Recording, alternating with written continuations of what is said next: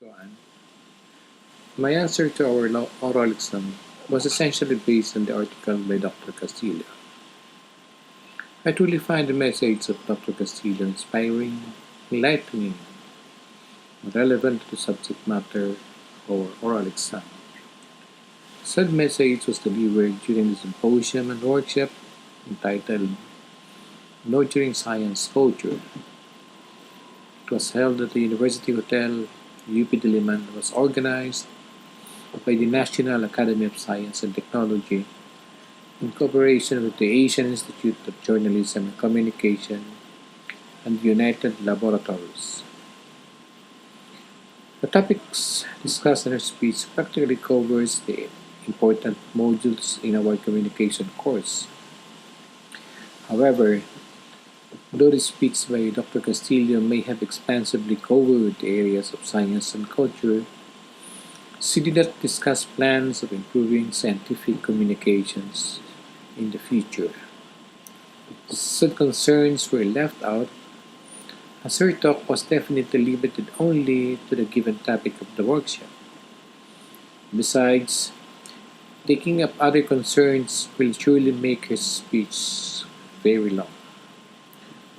However, there is also that distant possibility that she may have omitted them intentionally, so others would have the opportunity to explore them further. By doing so, she's proving that science is supposed to be objective, intellectually honest, open, universal, verifiable, gives credit where credit is due, and recognizes the value of collaborating with others, even the scientists strive for individual excellence. She discussed also about the norms and values of communication as well as the futuristic role of scientific communication. And I truly agree with her that the distinctive value of science can provide the ethical compass for the way we live our lives, the way we relate to nature and to each other. Thus, this makes science so important, especially in these critical times when most conflicts in the country, as well as in other parts of the globes, are in a way related to ethical and moral issues. In her conclusions, she explicitly highlighted the importance of scientific communications to mankind.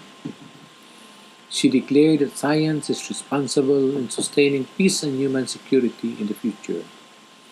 She added that we will not be able to know or discover the unknown, fail to solve complex and incomprehensible phenomena, and not be able to do more without science.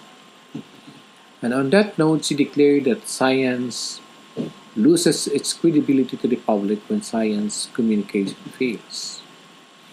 No doubt, communication is indispensably linked with science, and science is linked with progress. There is then a need to come up with strategies on how to further enhance scientific communication so as to attain progress. Undeniably, having a good communication model to start with is a good strategy to improve scientific communication.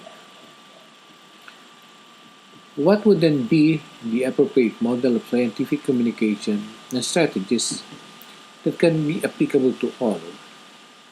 I'm sure that a specific model of communication or strategy in one institution may not be applicable to others.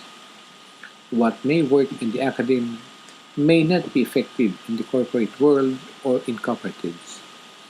And definitely in the scientific endeavor, it would be better to collaborate with a well organized group like the network of cooperatives, as they have the means, capacity, training, and expertise in this particular field. Cooperatives have accomplished much in the area of development. This is so as they are involved globally in various enterprises. One can find cooperatives in third world countries, but they are also present in well developed countries. Although they are inadvertently linked with countryside development, but they had done much also in the development of urban areas, especially in well developed economies. Hence, with cooperatives' vast network and having dedicated workforce, they can surely play a significant role in the scientific communication system. Consequently, they can help disseminate effectively informations about the scientists' work, services, and advocacies so more people will be scientifically connected. Accordingly, cooperatives will not only be a good potential channel of scientific communication, but also a fertile breeding ground of scientific learnings. Certainly, even today, cooperatives are somewhat involved in the communication of scientific outputs to its members. A clear example maybe is the involvement of some cooperatives in the advocacy of promoting organic farming. Unquestionably, it was made possibly without the serious intention of contributing something or more to the realization of scientific goal. But given an active role in scientific communication, the cooperatives can very well respond to the challenge. In the Philippines, there are about 23,000 cooperatives. One federation alone has about 20,000 members, and with about 200 billion pesos in assets. No doubt, it would create an impact economically and even morally if majority of these members would be scientifically oriented. Hopefully, with involvement cooperatives in the scientific field through scientific communication, we can sustain peace and human security in the future,